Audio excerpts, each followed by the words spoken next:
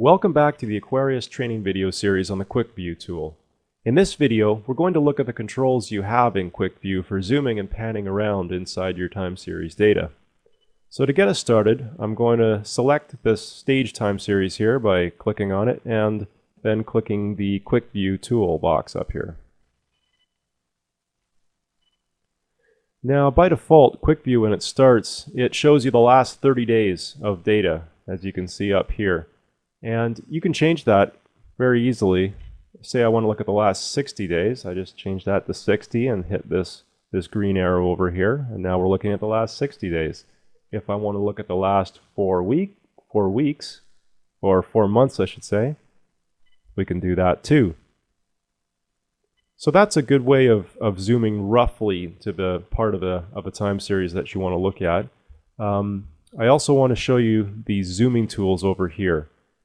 This one, zoom in horizontally, I can use to select a portion of a time series like this. I just sort of drag a selection, and when I release, we zoom in to just that part of the time series.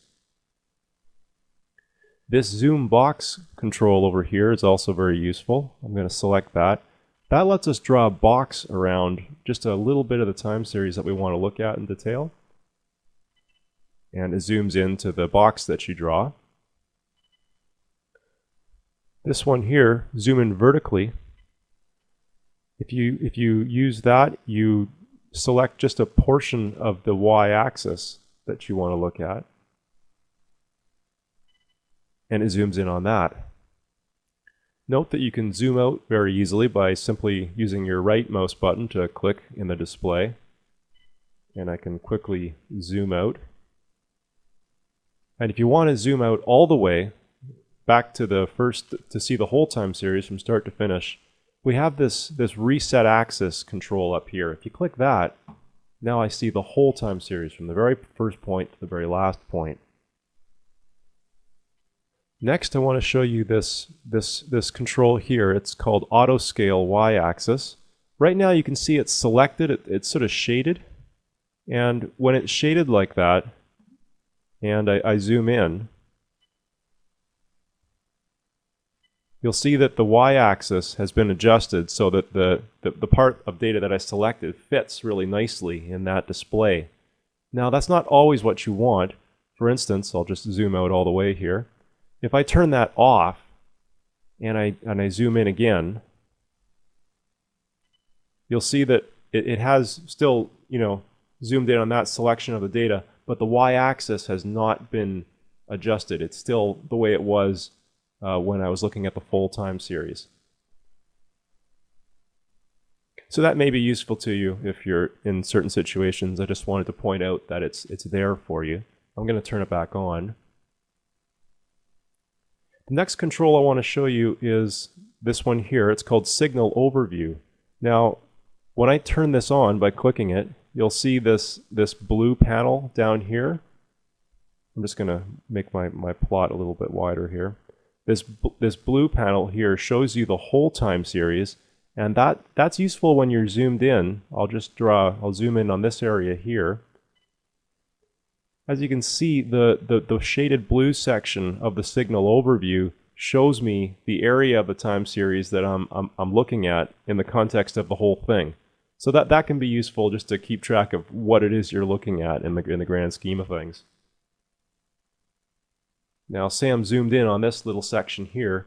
I want to show you this hand control here called Pan. I'm going to click that, and when I now have this little hand cursor, and I can sort of drag my way across the time series like this, and I can go up and down. And as you can see in the Signal Overview there, that blue shaded box that I'm zoomed in on sort of follows me around.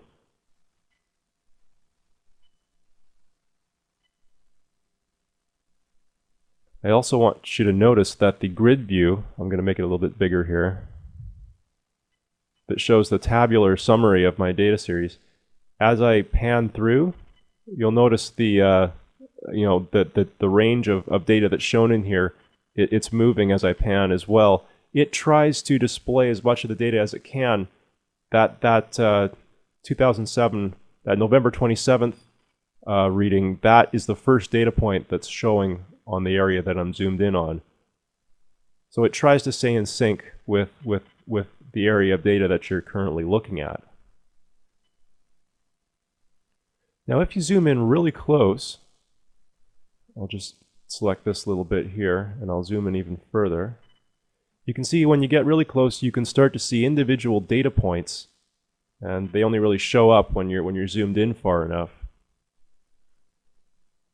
So I'll show you this crosshair or track signal control. This one is the crosshair. When I select that and I move my mouse pointer around in the plot view, you can see the tooltip shows you exactly what I'm pointing at, the date and the the X and Y axis values that my cursor is at. So that could be useful as you sort of examine the time series. If you select this track signal control, then as I move my mouse through the time series, it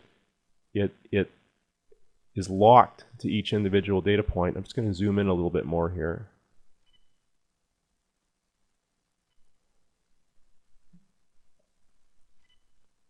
And I'll switch back to the track signal control here. And as I move my mouse over each data point, it follows the time series. So it sort of jumps around to each data point as I move my mouse around. When you're zoomed in enough that you can see individual data points, you can go over here in grid view, and you can, if you select lines in the grid view, it puts a little red flag on that data point in the plot area, and that can be useful just to provide you a visual reference point as you sort of examine that time series. And if you want to clear these all, simply right-click the grid view area, and they all disappear. The last control that I'm going to show you in this video is this Find Day button. That's up here, this little calendar with the binoculars. When I click that, I can say, okay, I want to go to a particular day.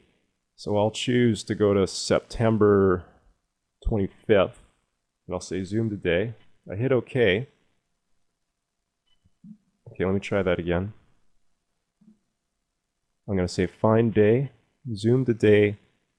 I'm going to choose instead January 9th and hit OK. And it zooms me in so that the first point on my time series here is January 9th.